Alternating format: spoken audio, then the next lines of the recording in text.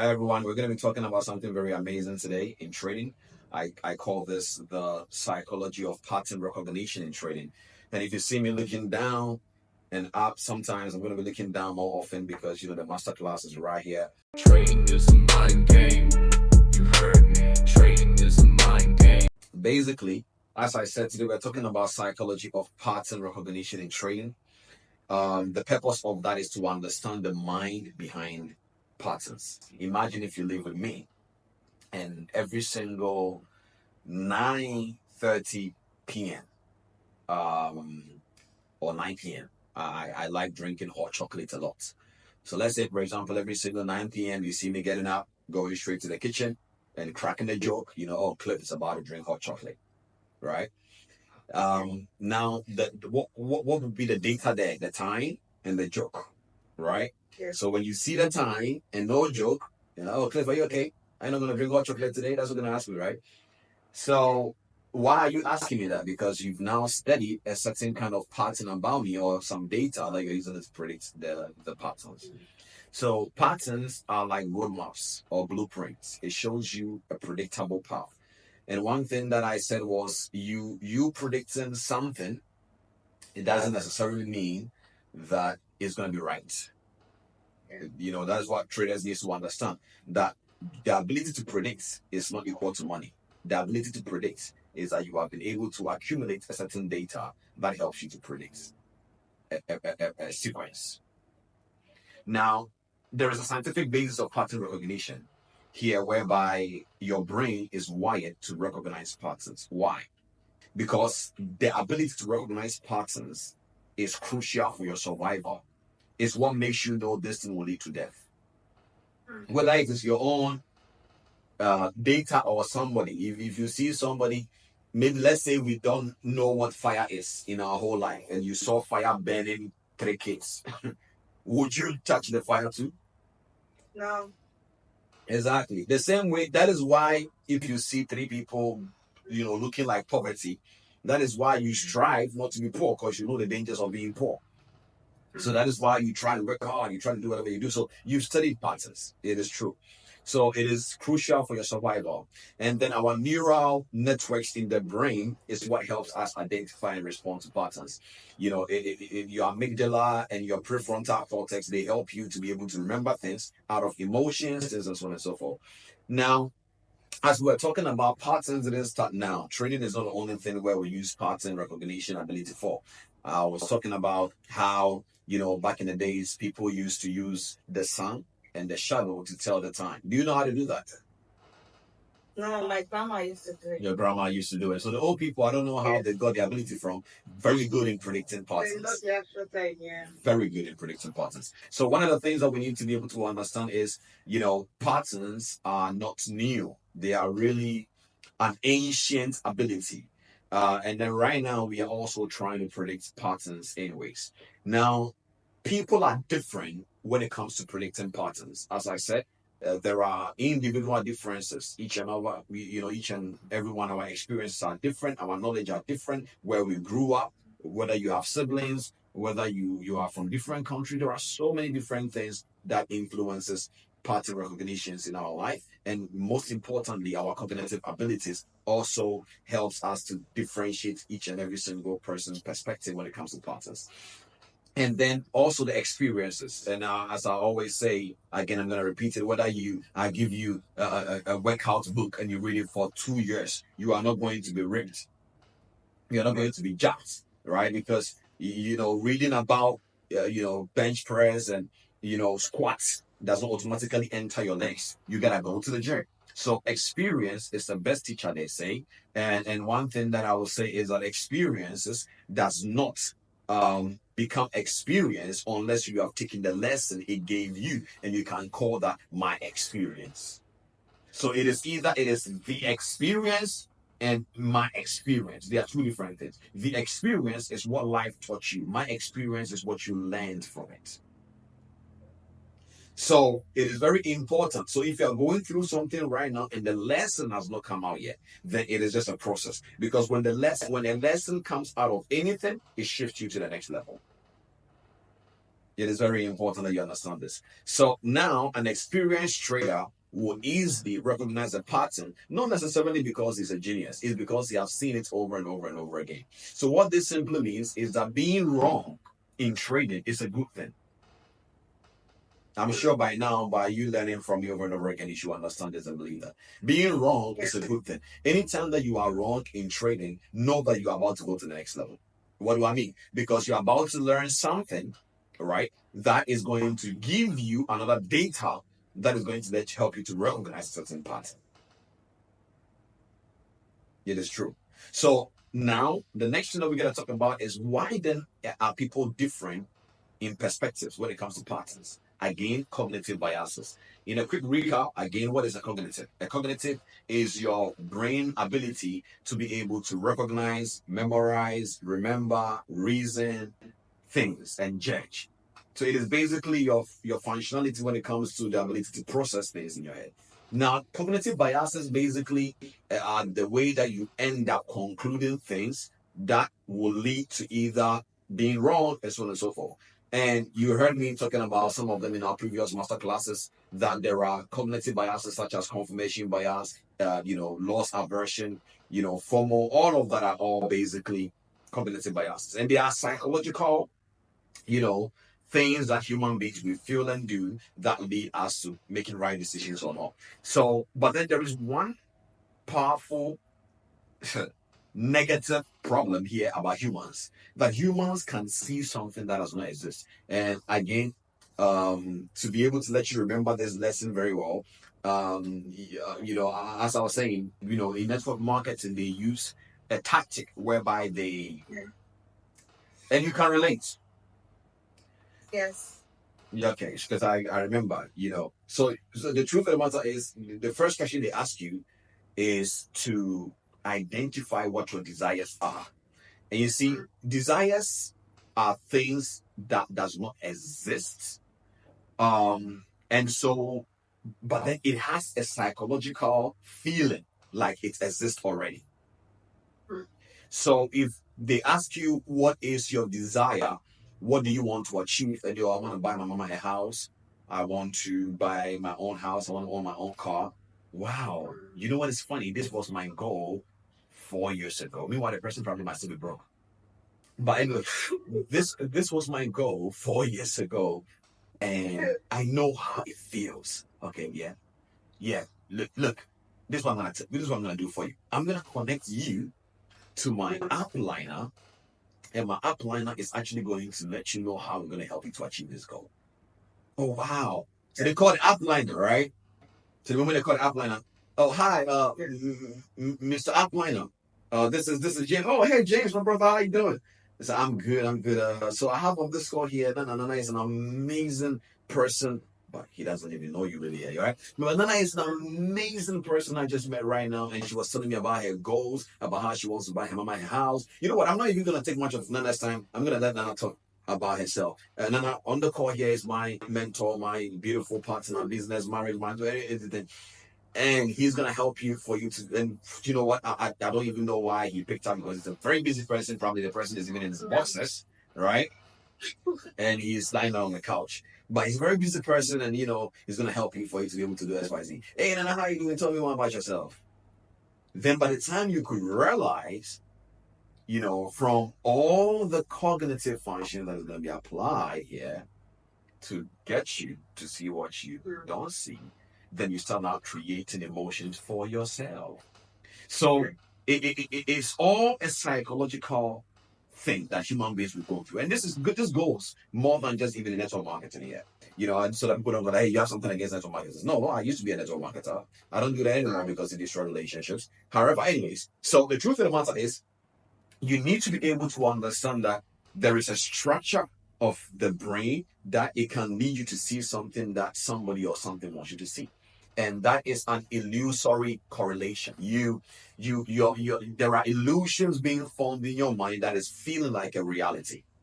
And then there are also different type of cognitive biases, as you heard me saying, confirmation bias, different kind of confirmation bias in terms of our trading will lead, or in terms the confirmation bias in our mind can basically lead to it can influence how we perceive and interpret patterns.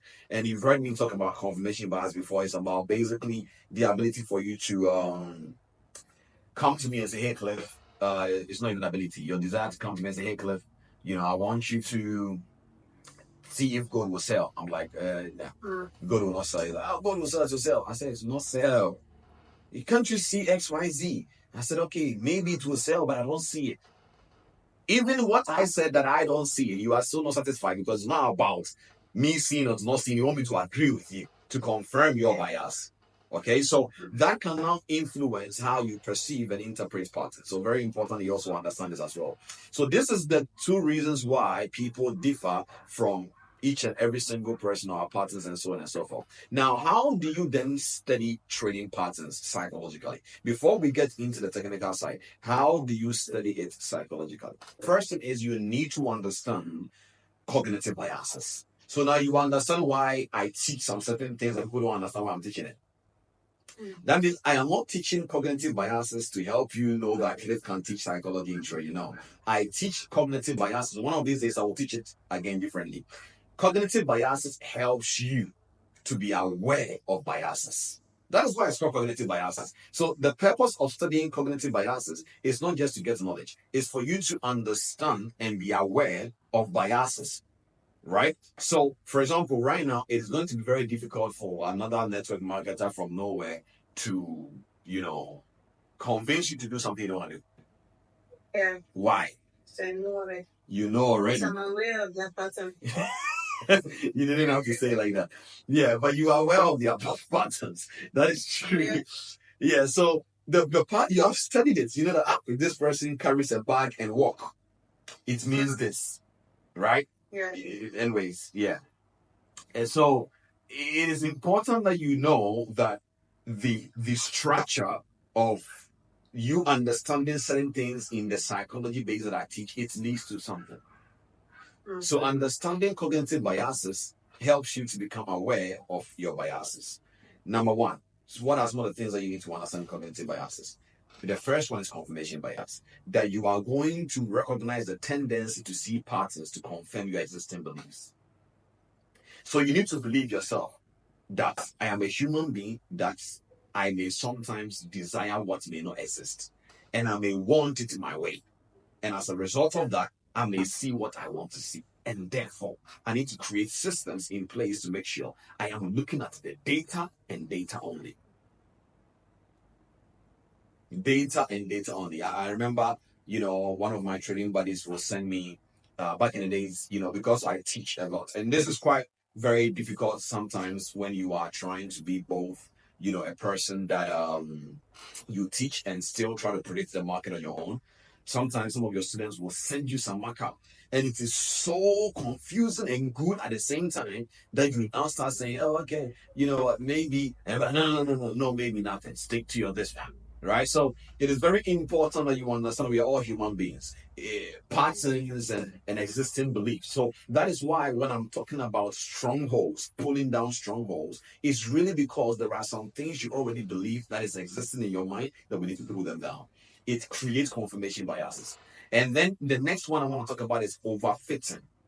All right? Understanding the risk of seeing patterns in random data. This one is for when you go on 1 hour, you see another pattern. 4 hours, you see another patterns. 5 minutes, you see another pattern. 15 minutes. That is why in trading, we tell you, listen, you need to structure a certain kind of frame of time that makes you follow a certain pattern that leads you to being able to predict what is right. Do you understand now? So when we now talk about time frame analysis, the purpose of that is to make sure that you don't over predict. Again, we are still on how to study trading patterns psychologically. So what did I say? Number one is that you need to understand cognitive biases. That is how you study it. So when you are now studying patterns, your mentor shouldn't just quickly go into the markets and start showing you candlesticks. No, let them teach you the psychological side of what you should be aware of while studying patterns, so that when they start showing you the technical side, you don't get confused or overwhelmed when you start seeing all these things. Number two is you need to build emotional control. Not being able to control your emotions is going to destroy your pattern recognitions. Because in pattern recognition, there are no emotions involved. You remember I told you this. You say, hey, Cliff is going to drink hot chocolate. I may not drink it. But then imagine if I come from the kitchen, hey, Cliff, why didn't you drink hot chocolate? I'm saying, hey, what's good? What's up? And that's every single 9 p.m. you drink hot chocolate. Yeah, so, but why are you not drinking? It's not your drinking. Leave me alone.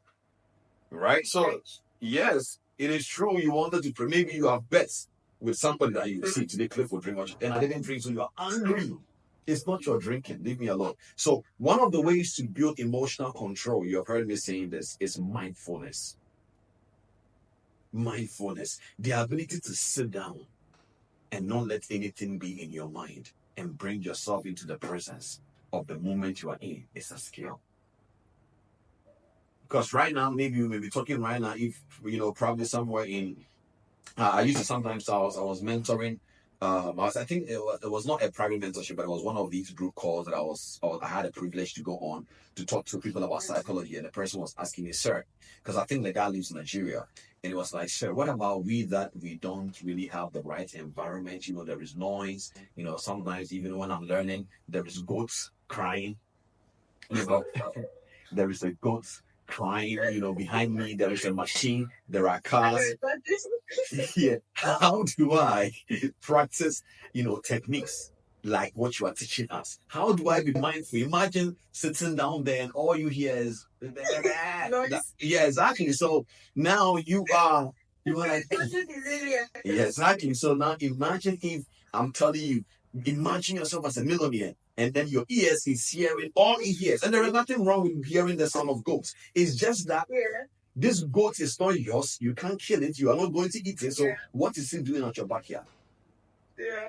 Does that make sense? So there is this level of environment you need to strive to create for yourself. It's very important. So managing emotion, the first one is mindfulness. The ability to sit down in the morning and breathe in and breathe out and imagine nothing but clarity. So what do? You use deep breathing exercise. There are so many deep breathing exercises, such as box breathing. So box breathing is basically when you breathe in and then you hold your breath for like 4 seconds and you breathe out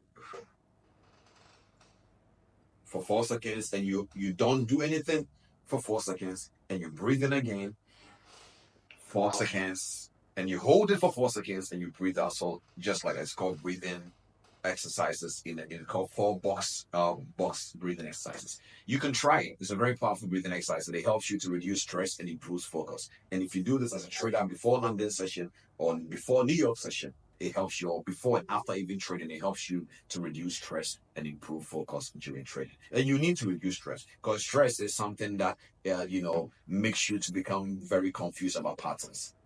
Yeah. Because you can see anything. Have you watched these kind of animation videos or cartoons whereby kids are basically hungry in animation, and then they look at somebody's head and the person's head is becoming a burger? Food. Yes. Mm. So that is how if you are stressed and you're hungry, you will see anything you want to see. Anyway, the second thing to do when you are building emotional control is emotional detachment. You need to learn to detach your emotions from trading decisions to avoid impulsive actions based on fear or greed. Mm. Yes. Fear or greed, not fear and greed. If fear and greed, you can't be afraid and greedy at the same time. That is acid. You are killing yourself. You need to either be afraid or be greedy. Choose one. If you are fearful and you are greedy, then there's a big problem here. You are going to destroy every single thing. So emotional detachment is also key.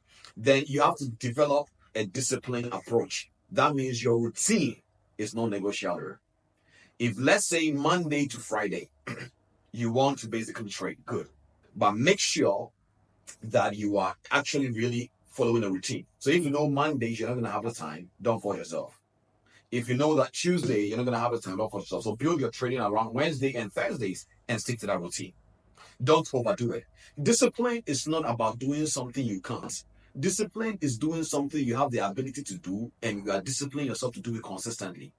Anything that you can't do and you don't do it, it's not discipline. Discipline is not can't, it's won't. Do you understand what I just said? Discipline is not about can't, it's about want. So if you can't do something, if you can't fly, if you discipline yourself to jump from a 50-story building, you will go down. Imagine if I come to you and be like, "Oh, why can't you fly?" You said, "Because I can't." And I'm like, "Oh, don't worry, believe in yourself, jump and discipline yourself. You will die."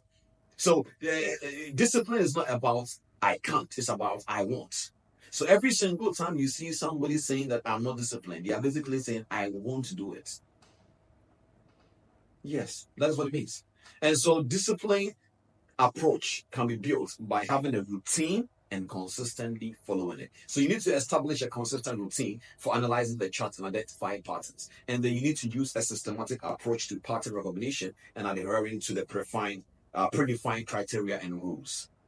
So that means your hypothesis. If XYZ happens, I will do XYZ. Does that make sense? If XYZ doesn't happen, I will not do XYZ. Yes. And then the last thing that I will say is journaling. As I said, a lot of people don't journal. Yeah. You have a journal, yeah? Yes. Do you write in it? Yes. Are you sure?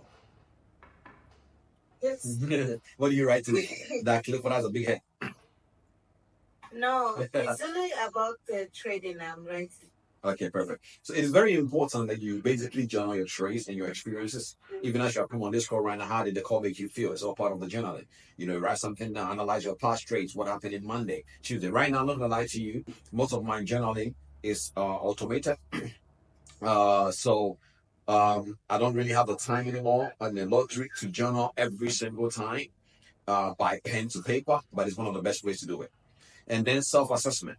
You know, I did you guys your self-assessment and you saw the kind of things you had and, some little, weaknesses and strength. It gave you some sense of what is one thing that stood out to you in your self-assessment that you took, the test I did on you. What is one thing, just one thing that stood out to you? I think pattern recognition, because it really stood out. Mm. And yeah, pattern recognition. Perfect. So you understood. It's something that Mhm. yes, it's something that I really want to understand that is still confusing me. Okay, perfect. So that is what we are starting from the training psychology of pattern recognition now. So you understand that even if I teach you something and you are recognizing it, something can still attack it and still let you feel like, oh, this is not the right pattern. So you need to understand all these things that we are going to be doing. It's very important. And then you need to cultivate a growth mindset if you are studying patterns. What did I tell you? I said that in order for you to recognize any pattern, you are going to be wrong a couple of times to be right in the future. Let me say it again. In order for you to understand any patterns, you're going to be wrong a couple of times and be right to be right in the future. So you have to view mistakes and losses as opportunities to learn and grow rather than failures. All right. So if you are in an airplane and you are traveling with an airplane and then you go back to use the washroom, even though you are going back, you are not going back entirely because the plane is the one taking you forward. So that is how mistakes should be viewed. When you lose or you make mistakes, you are not going back in life, you are going forward. So it's called failing forward. It's also an amazing book. You should try and read it. It's called Failing Forward. So view mistakes and losses as opportunities to learn and grow rather than failures. Now, one thing you need to do is you need to embrace growth mindset. And you need to believe that skills and abilities can be developed through effort and learning. So you don't develop a skill and any ability by a talent gift given. No, it has to be developed. It has to be grown into. Then, of course, continuous improvement by staying and so on and so forth. Now, there are techniques to maintain the right, mindset for pattern recognition. As I said, we've already talked about mindfulness and emotional control, structured approach, reflective practices, positive mindset, and so on and so forth. Now, one thing that I'm going to tell you while you are embarking on your journey of recognizing patterns, if you are a trader and you're listening to me, one thing that you need to understand is this: that you are not going to always be right. I want you to make peace with that. Is that okay? Yes. You are never going to always be right because of your cognitive biases. So even if we give you 100% winning ratio strategy, you can be wrong a couple of times. So you coming to learn patterns is not so that you can be right all the time. is so that you can have the system in place to make sure that you are making the right decisions in terms of recognizing patterns. Okay? So now that we have been able to deal with the psychological side of pattern identification, one thing I want you to do today when you go back is to try to understand a couple of few cognitive biases about yourself. That am I, I've taught you guys already. So go back and, basically think about it. What are my cognitive biases that can lead me into making mistakes? Do I like seeing something that does not exist? It can be anything. Use any patterns to recognize it. Is a relationship? There are people, they are so good in choosing the right people, and everybody are so good in choosing the wrong people. It's all illusions. There are some people you will know, this girl or this guy, no good. But then you bring, but what he, and then what he, right? So you need to understand that it's all patterns.